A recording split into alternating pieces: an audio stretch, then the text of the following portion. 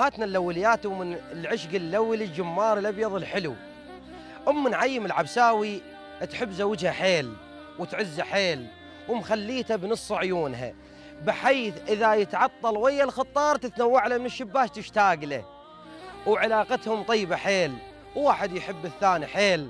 في يوم من الأيام عدة مسايير وهو كريم جدا وابن جواد وخير وكبير ربعه، فعدة خطار تأخر.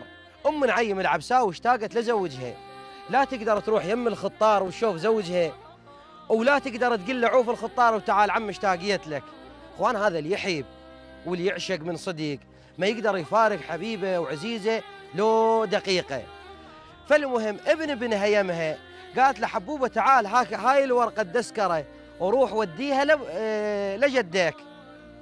كتبت له وقالت له، قالت له كون العزيز يصير بهدوب العيون، كون العزيز يصير بهدوب العيون، وارج العصابة عليه عن اللي يشوفون.